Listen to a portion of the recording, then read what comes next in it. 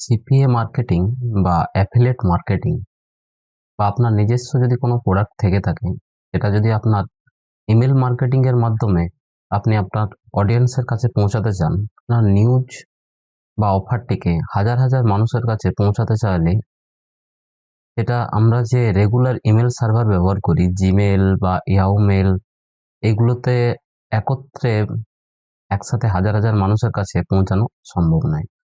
সেক্ষেত্রে আমরা নতুন একটি ইমেল সার্ভার ব্যবহার করতে পারি, যেটি হচ্ছে মেলচিম। আমরা যে রেগুলার সার্ভারগুলো ব্যবহার করে থাকি, সেগুলোতে একত্রে এতজনকে ইমেল পাঠানো সম্ভব। তো আজকে আমরা কথা বলবো মেলচিম, যেটি আপনি আপনার কম্পিউটারে ইনস্টল না করেও শুধুমাত্র যে কোনো আপনার ওয়েব ব্রাউজারের মাধ্যমে খুব সহজেই হাজার হাজার মানুষের কাছে এই আপনার বার্তাটিকে খুব সহজেই পাঠাতে পারবেন। আজকে আমি আপনাদের মেলচিম্পের টোটাল সেটআপ, কিভাবে আপনি এটিকে সেটআপ করবেন, আপনি অ্যাকাউন্ট কিভাবে তৈরি করবেন। আপনার দু টাইপের অ্যাকাউন্ট হয়, এক হচ্ছে স্ট্যান্ডার্ড অ্যাকাউন্ট, রেগুলার যেটা ফ্রি ভার্সন।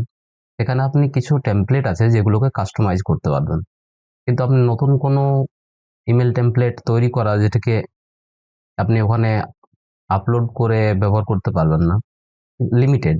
আবার একটি অ্যাকাউন্ট যেখানে পেড অ্যাকাউন্ট, যেখানে কিছুটা আপনাকে পেড করতে হবে এবং আপনি 10,000 হোক বা 20,000 হোক, বিভিন্ন যে আপনার যে অডিয়েন্স, তাদের কাছে খুব সহজেই আপনার অফারটিকে বা আপনার যে প্রোডাক্ট রয়েছে বা আপনার যে ইমেল যেটির জন্য আপনি মার্কেটিং করতে চাইছেন, সেটি খুব সহজেই অডিয়েন্সের কাছে পৌঁছে দিতে পারবেন। এই অফারটি যেটা ফ্রি রয়েছে অ্যাকাউন্টেতে মেলচিম্পের, সেখানে শুধুমাত্র 2,000 জনকে পাঠাতে পারবেন।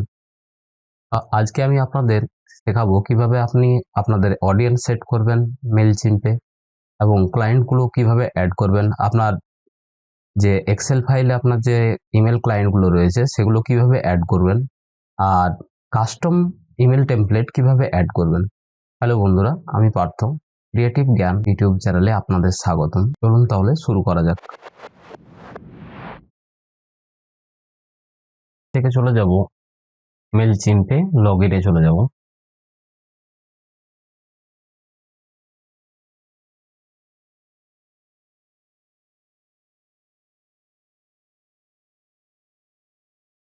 লগ ইন খোলার পর এরকম একটি প্যানেল আসবে। এখান থেকে আমরা যদি কাস্টম ইমেল ডিজাইন, যেগুলো আপনার ক্লায়েন্টের বা অডিয়েন্সের ইনবক্সে খুব সুন্দরভাবে সাজানো গোছানো অবস্থায় যায়, এরকম টাইপের একটা যদি কাস্টম টেমপ্লেট বানাতে চাই, আমরা কিভাবে বানাবো একটু দেখে নিই।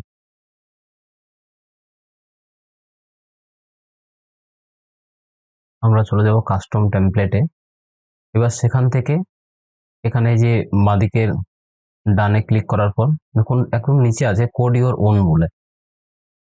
কোড ইওর ওন, ওখানে চলে গেলাম। এখানে আপনি এইচটিএমএল দিতে পারেন, আপনার কোনো ইউআরএল থাকলে দিতে পারেন, আর এই ডান দিকে এটা ফোল্ডার আপনি আপলোড করতে পারেন। এখানে 3টে ফাইল লাগবে, একটা হচ্ছে এইচটিএমএল ফাইল লাগবে, তার মধ্যে আপনার যে ইমেজ ফাইলগুলো আছে এগুলো পিএনজি, জিপ বা জেপিজি হতে হবে, আর একটি সিএসএস ফাইল থাকবে। এবার অ্যাড ফাইলে ক্লিক করার পর আপলোড দিলেই ওটা আপলোড হয়ে যাবে। এই ফাইলের মোটামুটি 1 MB নিচে থাকতে হবে, ওর থেকে বেশি ডেটা যেন না হয়। আমার একটা কোড, এইচটিএমএল এর কোড বানানো আছে, আমি একটা নিজে টেমপ্লেট বানিয়েছিলাম। ডান দিকে স্টাইল ডট সিএসএস আছে, এটাকে একটা ইমেল ডিজাইন, এটা ক্লায়েন্টের একটা কাজ ছিল, যাকে এটা আমি ডিজাইন করেছি। এটা ওভার ইফেক্ট দেওয়া আছে রেড কালারের। এখানে এর সাথে লিঙ্ক দেওয়া আছে, যেগুলো ওদের যে গ্লোবাল ডাটা ফিড যে পেজটা আছে, তার কন্ট্যাক্ট পেজ, ক্লিকেবল সবগুলো। আচ্ছা, এবার এটাকে দেখে নেওয়া যাক এই কোডটাকে আমি কিভাবে মেলচিম্পে আপলোড করব। আমি চলে গেলাম, এখানে অ্যাড ফাইল করলাম। জিপ ফাইল আমার আগে থেকে বানানো আছে। মেলচিম্প বলে যে জিপ ফাইলটা দেখতে পাচ্ছ, এটা হচ্ছে আমার জিপ ফাইল। জাস্ট এখানে ক্লিক করলাম, এবার আপলোড করে দিলে বুম, দেখো কি সুন্দর একটা টেমপ্লেট তৈরি হয়ে যাবে। জাস্ট কিছু করতে হলো না, কোডটাকে আমি ফোল্ডারটাকে আপলোড করে দিলাম এখানে জিপ ফাইল, একটা ডিজাইন রেডি হয়ে গেল। আমি এবার এটাকে দেখো ডান দিকে কোডটা চলে এলো, আর বাঁ দিকে একবার চেক করে দেখে নিলাম কিভাবে সব কাজ করছে কিনা। এবার প্রিভিউতে যে আমি যদি প্রিভিউ মুড করি, সেখানে আমি দেখতে পাবো মোবাইল ভার্সনে কেমন দেখাবে, আমার ডেস্কটপ ভার্সনে কেমন দেখাবে। এটা আসবে ডেস্কটপ ভার্সনে। এবার আমি যদি মোবাইল ভার্সনে দেখি, দেখো মোবাইল ভার্সনে মোটামুটি ঠিক আছে, ওভারও কাজ করছে। ব্যাস। এর সাথে যদি চাও তো তোমরা কিছু লিঙ্ক অ্যাড করতে পারো, ফেসবুক সোশ্যাল যে লিঙ্কগুলো হয় এগুলো অ্যাড করতে পারো নিচে কাস্টম টেমপ্লেটে। এবার টেস্ট ইমেল করলেই আমি নিজেকে পাঠিয়ে দেখতে পারো, বা যে ক্লায়েন্ট যে বলেছে দু একটা রিসিপ্টে অ্যাড করে তাদেরকে এখানে যে ইমেল আইডি দিয়ে সেন্ড করলেই মোটামুটি চেক করে দেখা যায় ওখান থেকে যে মেল ঠিক কোড কাজ করছে কিনা ঠিকঠাক, এভাবে বোঝা যায়। ব্যাস, এবার কন্টিনিউ করলেই কাজ শেষ, তোমার একটা কাস্টম ডিজাইন তৈরি হয়ে গেল। এবার ব্যাপার হচ্ছে, যদি এটা এটা হচ্ছে পেড ভার্সানে, এবার যদি রেগুলার ভার্সানে করা হয় তখন কিন্তু এই কাস্টমের অপশনটা আসবে না।